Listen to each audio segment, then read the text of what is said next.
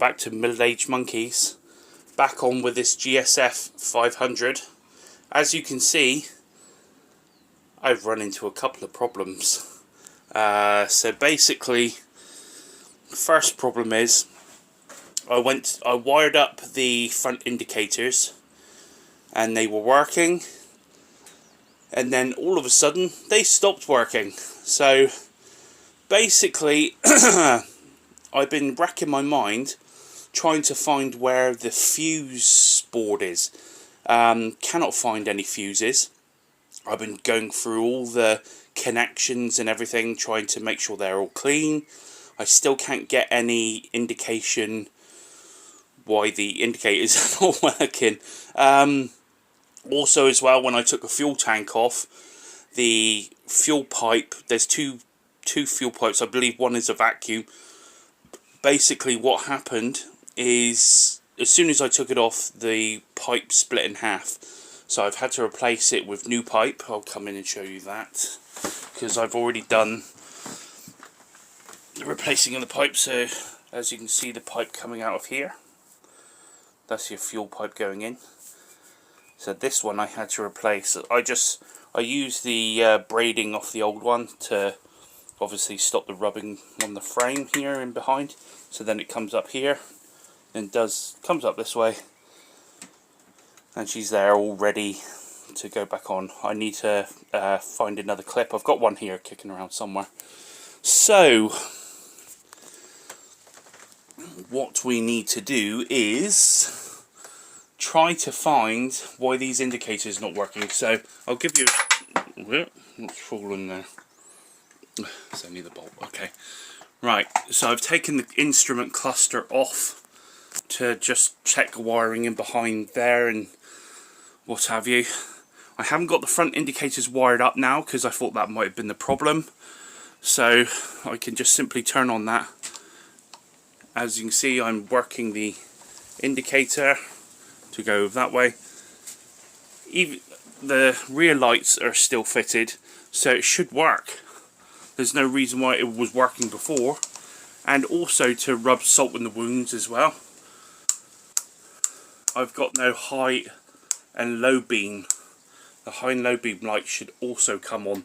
That was also working, but now has decided to stop. So we're getting there. We're working through it. So apologies that this bike is taking so long. It's just it's always the simplest thing that I always find with fixing motorcycles is the engine absolutely perfect. Not a problem to get going. Change the sprag, that was not a problem. Runs lovely. But now it's just all the little bits that have just been neglected over the years. So you can see on the fork seals at the back. See that? If it will focus when it decides to. There you go. So you can see that they're weeping at the back there. So unfortunately, the seals also have to be replaced, which means the forks have to come off, and then yeah, replace the fork seals themselves. So a bit of a it seems to be throwing things at me that I didn't expect, but for a bike that's been neglected for so long, unfortunately this is what happens. So I've just got to niggle my way through all the silly bits. I've checked obviously the rear suspension and that's all good. The chain, even though it's dirty, is still good. The tyres are good, wheels are good, brakes are good. I've actually ridden this bike up and down the road, which I didn't film unfortunately, but that's just the nature of the beast. So yeah, now I'm trying. So today's going to be just tracing wiring. I'm not going to bore you with all that kind of jazz with filming that.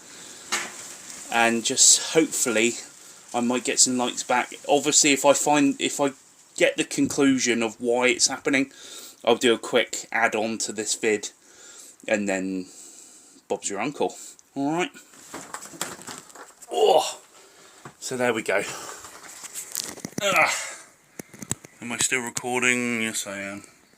phones are just a pain in the ass to hold. So anyway, I'm going to crack on with this. Hopefully I can get this done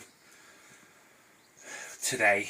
That would be lovely if I can just get the indicators working and the front, the dip and full beam working. Yeah, it's just weird that I can't find the fuses. That's the bit that they're normally under the seat in a little fuse holder, but no. It's Suzuki's gs500f wise wisdom for... No, we're not putting them there. So anyway, right.